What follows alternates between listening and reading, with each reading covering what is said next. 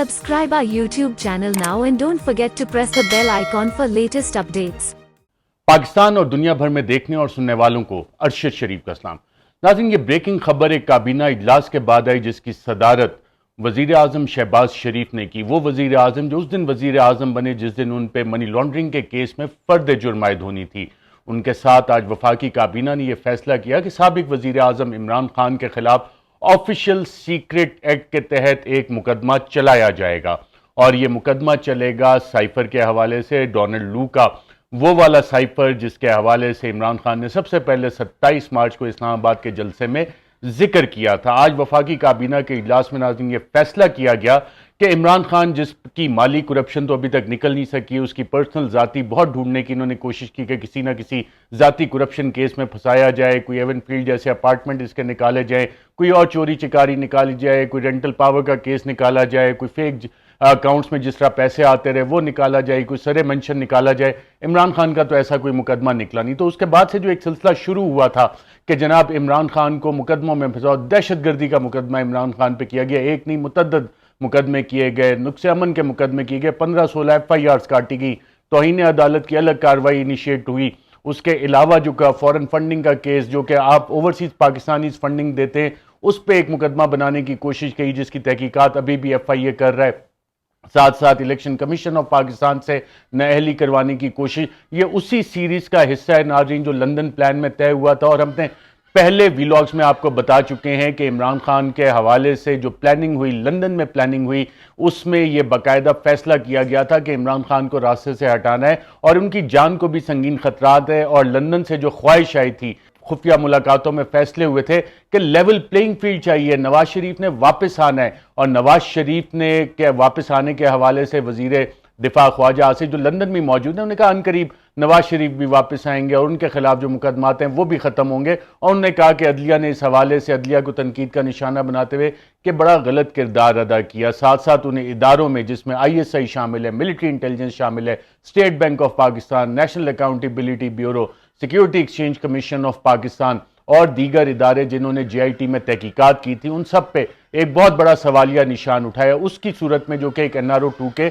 नतीजे में सामने आया। वफाकी काबीना नाज़रीन जो फैसला किया है उसके मुताबिक ये बात बड़ी वाज़ेह है कि इमरान खान के खिलाफ, ना सिर्फ इमरान खान के खिलाफ बल्कि साबिक वज़ीर ख़ारजा शाह महमूद कुरैशी के खिलाफ, असद उमर के खिलाफ और प्रिंसिपल सेक्रेटरी आज़म खान के खिलाफ एक मुकदमा किया जाएगा। और इस हवाले से काबीना ने एक कमेटी बना दी है। जो आज एलामिया जारी किया गया नाज़रीन इस मुलाकात के बाद, जहां उसमें दीगर चीज़ों का जिक्र है, उसमें यह कहा गया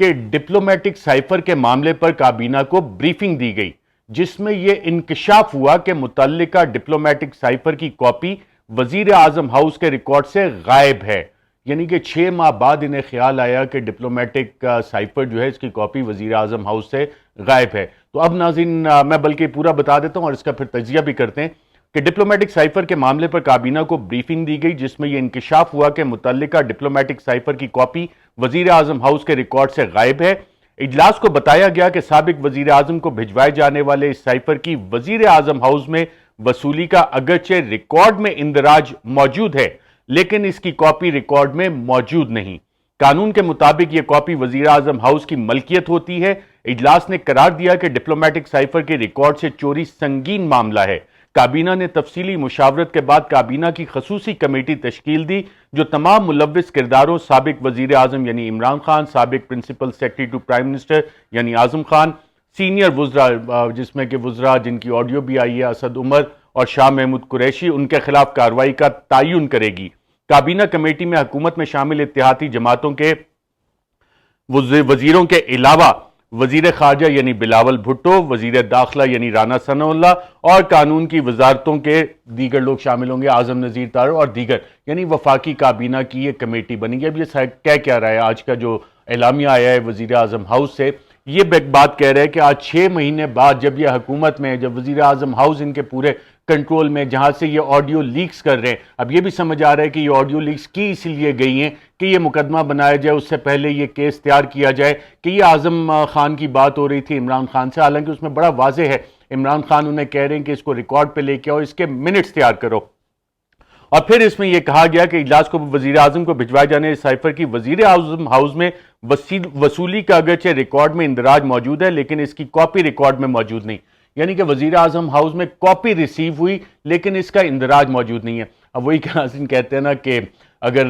پاگل خانے کی چابیاں پاگلوں کے ہاتھ میں آ جائیں تو ایسی حرکتیں کرتے ہیں کہ آپ کو حیرانگی نہیں ہونی چاہیے۔ تو اس وقت پاکستان میں بھی شاید یہی ماحول بنا ہوا ہے کہ جو آڈیوز انہوں نے لیک کی سابق وزیر اعظم کی، اس میں یہ بڑا واضح ہے کہ جب 27 مارچ کو یہ میٹنگ ہوئی، کیونکہ اس میٹنگ میں عمران خان کہہ رہے ہیں کہ کل اس حوالے سے میٹنگ میں بلانا ہے شاہ محمود اور فارن سیکرٹری کو، تو یہ بڑے وثوق سے کہا جا سکتا ہے کہ 28 تاریخ کو جو میٹنگ ہوئی اس سے پہلے 27 تاریخ کو جو میٹنگ ہوئی تب تک یہ جو دونوں آڈیوز کو اگر آپ سنیں تو یہ سائفر کی کاپی نہ اعظم خان کے پاس تھی نہ عمران خان کے پاس تھی، اور اس کے بعد فارن سیکرٹری وہ کاپی لے کے آئے جنہوں نے اس کو پڑھا اور اس کو ریکارڈ کا حصہ بنایا گیا، جس کے منٹس بنائے گئے۔ عمران خان نے وہاں بھی اپنی ویژن دکھائی کہ جناب یہ ریکارڈ کا تو حصہ بنے، اس کے منٹس لیے جائیں، اور وہ سیاسی اسٹریٹجی انہوں نے وہاں پہ ڈسکس کی تھی اور وہ ریکارڈ کا حصہ بنا۔ آج یہ اعلامیہ جو ہے وہ یہ کہہ رہا ہے کہ وہ کاپی وزیر اعظم ہاؤس میں وصول ہوئی لیکن اس کا ریکارڈ نہیں۔ تو سوال یہ بنتا ہے کہ اگر وزیر اعظم ہاؤس میں ڈسپیچ ہوئی کاپی اور وہاں پہ آئی تو پھر وہ ریسیو کس نے کی؟ کیونکہ اعظم خان اس میں بڑے واضح ہیں، عمران خان بڑے واضح ہیں،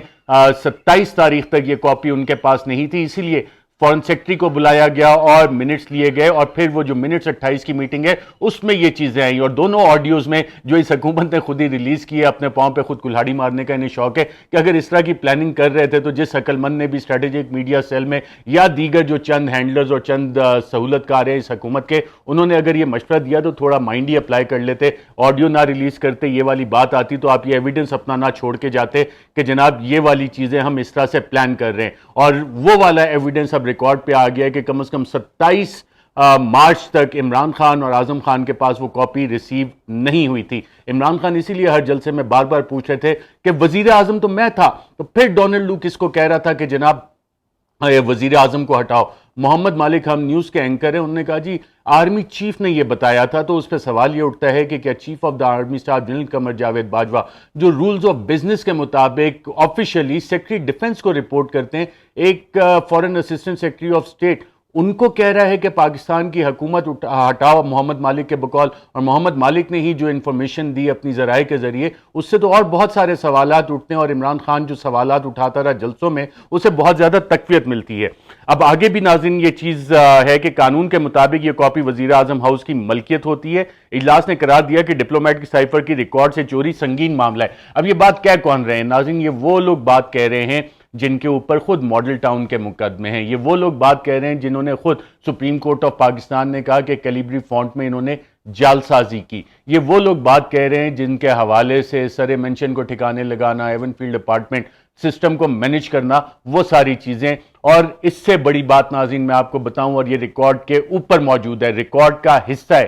اس آج کی کابینہ میٹنگ سے پہلے ریکارڈ کا حصہ ہے کہ سابق وزیر اعظم عمران خان کا میں نے ایک انٹرویو کیا، میں نے ان سے پوچھا کہ کیا آپ کو یہ دھمکی دی گئی کہ اگر آپ نے یہ مراسلہ پبلک کیا، آپ عوام کے سامنے لے کے آئے تو آپ کے اوپر آفیشل سیکرٹ ایکٹ لگایا جائے گا؟ میں نے پوچھا وہ کون تھا، تو سابق وزیر اعظم عمران خان نے اس کا جواب تو نہیں دیا کہ وہ کون تھا، لیکن انہوں نے یہ بات کنفرم کی، ریکارڈ پہ لے کے آئے، اور میرے سوال کے جواب میں انہوں نے بتایا کہ جی ہاں ان کے چند وزراء کو یہ کہا گیا تھا، ان کے ذریعے یہ پیغام بھیجا گیا تھا کہ جناب اگر یہ پبلک ہوا سائفر تو پھر آپ کے اوپر آفیشل سیکرٹ ایکٹ کے تحت مقدمہ چلایا جائے گا۔ تو بالکل اگر یہ کابینہ کی سب کمیٹی اس پہ بھی جانا چاہتی ہے تو اس میں اور بہت ساری چیزیں اٹھیں گی۔ سوال یہ بھی اٹھے گا کہ جو ملک کے صدر ہیں، جو supreme commander of the arm forces ہیں، انہوں نے honourable chief justice of Pakistan کو باقاعدہ طور پہ خط لکھا، وہ صدر مملکت جو کہ ریاست فیڈریشن آف پاکستان کو ریپریزنٹ کرتے ہیں، اور اس میں انہوں نے مطالبہ کیا کہ اس پہ ایک انویسٹیگیشن کمیشن سپریم کورٹ بنائے۔ وہ کمیشن آج کی تاریخ تک نہیں بنا۔ Deputy speaker of the national assembly جس وقت یہ ساری کاروائی ہو رہی تھی اس وقت انہوں نے honourable chief justice of Pakistan کو ایک مراسلہ بھیجا، لیٹر بھیجا، اور اس کے ساتھ یہ سائفر بھیجا کہ آنریبل چیف جسٹس صاحب اس کی پلیز آپ تحقیقات کریں اور اس پہ ایک کمیشن بنائیں۔ وہ کمیشن آج کی تاریخ تک نہیں بنا۔ میرے خیال سے آنریبل چیف جسٹس کی اس حوالے سے اپنی وزڈم ہوگی کہ انہوں نے اس حوالے سے ابھی تک کمیشن کیوں نہیں بنایا۔ اس حوالے سے ناظرین اس مراسلے پہ دو باقاعدہ نیشنل سیکیورٹی کمیٹی کی میٹنگز ہوئی تھی۔ 31 مارچ کی میٹنگ میں یہ باقاعدہ طور پہ پھر پریس ریلیز آیا تھا کہ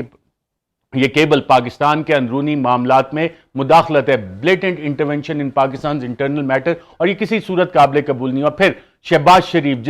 وہ شہباز شریف جو اس وقت وزیر اعظم ہے اور اس دن وزیر اعظم بنے جس دن ان پہ منی لانڈرنگ کے کیس میں فرد جرم عائد ہونی تھی، ان کے زیر صدارت بھی جب نیشنل سیکیورٹی کمیٹی کی میٹنگ ہوئی تو کہا گیا کہ یہ پاکستان کے اندرونی معاملات میں مداخلت ہے. پہلے دن سے یہ کوشش ہو رہی ہے ناظرین کہ اس سائفر کو کسی نہ کسی طرح سے دفن کیا جائے، اس حوالے سے ایک مختلف قسم کا حقائق سے ہٹ کے بیانیہ بنایا جائے. جس طرح سے کاٹ پیٹ کے 2 آڈیوز ریلیز کی گئی اور اس کے بعد آج کی جو کابینہ کی میٹنگ کے بعد فیصلہ ہے، اس سے لگ یہ رہا ہے کہ پاگل خانے کی چابیاں پاگلوں کے ہاتھ میں، اور وہ پاگل خانے میں جو کچھ ہو رہا ہے وہ اب سب کو نظر آ رہا ہے، اور باہر بیٹھے ہم لوگ تو ہنس ہی سکتے ہیں کہ اللہ ہدایت دے. ناظرین اپنا بہت بہت خیال رکھیے گا، اللہ آپ کو حفظ و ایمان میں رکھے. مجھے دیجیے اجازت، اللہ حافظ. Subscribe our YouTube channel now and don't forget to press the bell icon for latest updates.